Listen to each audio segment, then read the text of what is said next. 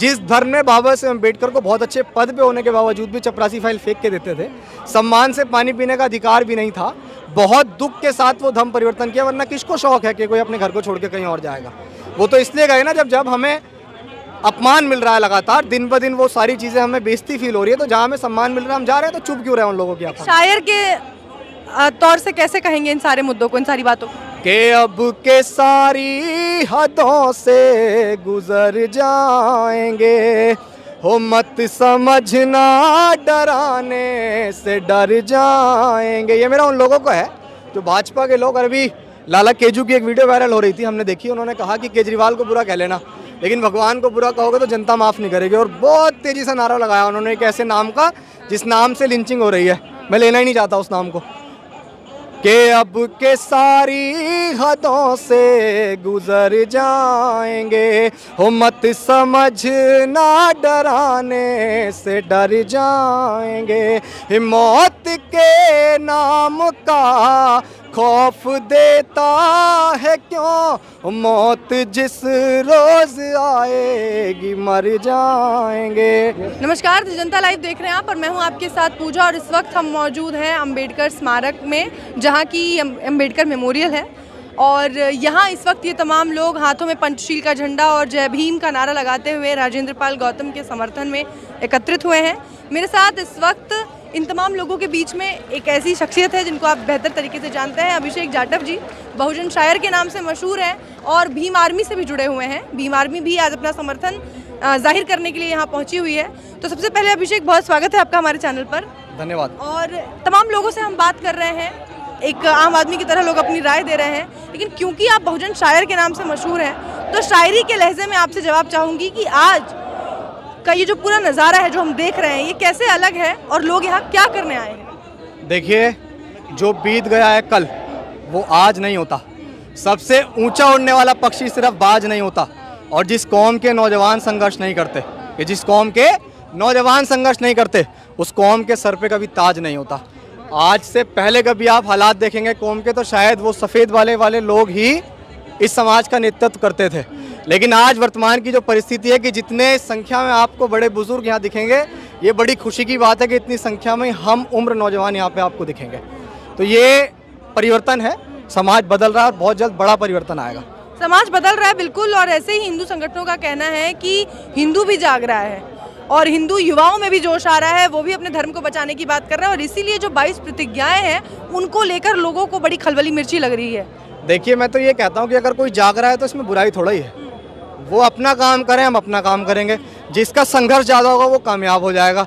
शुरुआती समय से पीते मेरे हिसाब से 100 साल हो जाएंगे आरएसएस को बने हुए, उसकी ताकत देख लीजिए। और बहुजन समाज के नौजवानों को जागे हुए बहुत कम समय हुआ, आप ये ताकत देख लीजिए। ये तो समय बताएगा कि उड़ान किसकी होगी, आसमान किसका होगा। संघर्ष तय करेगा कि जीत किसकी होगी।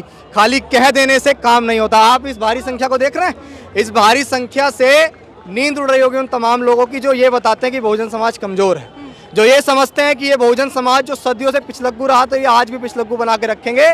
तो वो भ्रम अपने दिमाग से निकाल दे, वो भ्रम हम लोग तोड़ देंगे। अब इन राजनीतिक पार्टियों का हम क्या करेंगे, इनके बारे में आप क्या कहेंगे, जो आम आदमी पार्टी की तरह है, जो बाबा साहेब के विचारों को फैलाने का दावा करती हैं, जो कहती हैं कि हम स्कूलों में पढ़ाएंगे, स्पेशल कॉन्सेप्ट लेकर आएंगे? मेरी सबसे बड़ी बात तो ये है कि दिल्ली में इतने सारे स्कूल्स हैं, वो टाइल्स लगवाने से और वो उसमें बढ़िया से शाइनर लगवाने से स्कूल में परिवर्तन होता है, या उसमें जो शिक्षा की नीति है वो बढ़ाने से होता है?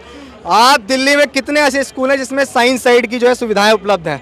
मेरा सवाल है केजरीवाल जी से कि आप मुख्यमंत्री हैं दिल्ली के और आप पूरे देश में इसी एजेंडे से जो है वोट मांगते हैं कि भाई हमारी शिक्षा नीति बहुत पावरफुल है और हम बहुत अच्छी शिक्षा नीति दिल्ली के अंदर लेके आए हैं, जो लागू है, जो चल रही है। मेरा सवाल है आपसे, आप जवाब दे दीजिएगा कि दिल्ली के इतने सारे स्कूलों में से कितने स्कूलों में साइंस साइड की सुविधाएं उपलब्ध हैं, जो लैब हर स्कूल में बाबा साहेब को पढ़ाया जा रहा है।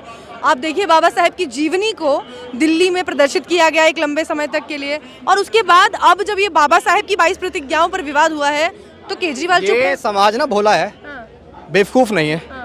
अब तो हमें भी समझ आ गया है ना कि बाबा साहेब अम्बेडकर का नाम लो और समाज का वोट लूट लो। बाबा साहेब अम्बेडकर के नाम से हम वो बड़ी बड़ी वो करवा दें और वोट लूट लो। समाज बेवकूफ नहीं है, अब वोट इस तरह नहीं देगा। बात देख लीजिए ना, हम तो जब समझते हैं कि आप बाबा साहेब अम्बेडकर के, देखिए ये विरोध जो हो रहा है ना, ये विरोध राजेंद्र पाल गौतम जी का थोड़ा ही हो रहा है, ये विरोध तो बाबा साहेब अम्बेडकर का हो रहा है, क्योंकि प्रतिज्ञाएं तो बाबा साहेब अम्बेडकर ने ली थी, ये तो राजेंद्र पाल गौतम जी और तमाम लोगों ने दिल्ली के रानी झांसी रोड में दोहराई थी। तो विरोध तो ये जाने अनजाने में राजेंद्र पाल गौतम जी को तो आगे किया जाए, टारगेट तो बाबा साहेब अम्बेडकर का है। वो 22 प्रतिज्ञाओं में बुराई क्या थी भाई? इस देश में जो है वो फंडामेंटल राइट है कि हम अपने हिसाब से किसी भी धर्म को चुन सकते हैं, ये हमारी अपनी निजी वो है कि हम किसी भी धर्म का प्रचार प्रसार कर सकते हैं, इससे किसी और को मिर्ची क्यों लग रही है? लेकिन ये विरोध कैसा है? नरेंद्र मोदी जब दूसरे देशों में जाते हैं तो कहते हैं कि मैं बुद्ध की धरती से आया हूँ, और यहाँ बुद्ध की अगर धम्म दीक्षा लोग लेते हैं, बुद्ध की शरण में जाते हैं या बाबा साहेब की प्रतिज्ञाएं दोहराते हैं, तो लोगों को फिर क्यों इतनी तकलीफ होती है? देखिए, तकलीफ का कारण ये है कि जिस चीज़ से उनकी राजनीतिक रोटी सीख रही है ना, वो रोटी जब बहुत बड़ा धर्म परिवर्तन हो रहा है, जब लोग उस धर्म को छोड़ देंगे जिस धर्म में बाबा साहेब अम्बेडकर को बहुत अच्छे पद पे होने के बावजूद भी चपरासी फाइल फेंक के देते थे, सम्मान से पानी पीने का अधिकार भी नहीं था, बहुत दुख के साथ वो धर्म परिवर्तन किया। वरना किसको शौक है कि कोई अपने घर को छोड़ के कहीं और जाएगा? वो तो इसलिए गए ना जब हमें अपमान मिल रहा है लगातार, दिन ब दिन वो सारी चीज़ें हमें बेइज्जती फील हो रही है, तो जहाँ हमें सम्मान मिल रहा है हम जा रहे हैं, तो चुप क्यों रहे उन लोगों की? आप शायर के तौर से कैसे कहेंगे इन सारे मुद्दों को, इन सारी बातों को? एक नज़्म पढ़ देते हैं कि अब के सारी हदों से गुजर जाएंगे, हो मत समझना डराने से डर जाएंगे। ये मेरा उन लोगों को है जो भाजपा के लोग, अभी लाला केजू की एक वीडियो वायरल हो रही थी, हमने देखी, उन्होंने कहा कि केजरीवाल को बुरा कह लेना, लेकिन भगवान को बुरा कहोगे तो जनता माफ़ नहीं करेगी, और बहुत तेज़ी से नारा लगाया उन्होंने एक ऐसे नाम का जिस नाम से लिंचिंग हो रही है।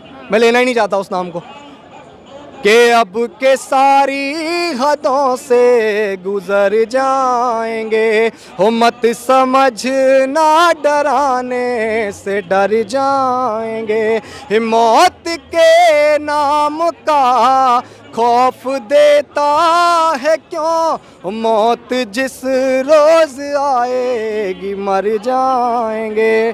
कि मुझको जालिम का तरफदार नहीं लिख सकते, कम से कम वो मुझे लाचार नहीं लिख सकते, और जान हथेली पर लिए जो बोल रहा हूँ सच, उसे इस देश के बिकाऊ अखबार नहीं लिख सकते। धन्यवाद, बहुत शुक्रिया। और आरएसएस के उन युवाओं के लिए और हिंदू धर्म संगठनों से जुड़े हुए जो लोग हैं जिन्होंने इन 22 प्रतिज्ञाओं के खिलाफ जो आवाज़ है वो उठाई, उनके लिए क्या कुछ कहेगा एक शायर? उनके लिए एक शायर सिर्फ इतना कहेगा कि आप अभी नॉन एजुकेट हैं, आपको पढ़ना पड़ेगा। जब आप पढ़ेंगे कि जिसके हिसाब से पूरा देश चल रहा है वो संविधान, मैंने कहा अभी भी कि ये अनुच्छेद नहीं है, फंडामेंटल राइट है, जो मौलिक अधिकार है ये वो है, और इससे तो हमें कोई कानून भी नहीं रोक सकता है। तो जो बाबा साहेब अम्बेडकर ने किया, अगर उनका किया गलत है तो उस गलत को हम एक बार नहीं 1 लाख बार करेंगे। आपकी जितनी भी कोशिशें हैं वो नाकाम होंगी, क्योंकि मैं ये समझता हूँ कि उन्होंने यॉर्कर मारी थी और हम लोगों ने छक्का मार दिया, राजेंद्र पाल गौतम ने छक्का मार दिया। आप देखिए ना, उन्होंने अपने इस छोटे से काम से विरोध करके समाज को एकजुट कर दिया। हम तो कहें आप ऐसे काम रोज करो, हमारी नीतियों का विरोध आप रोज करो, समाज एकजुट होगा। बहुत शुक्रिया आपका अभिषेक, बहुत बहुत धन्यवाद।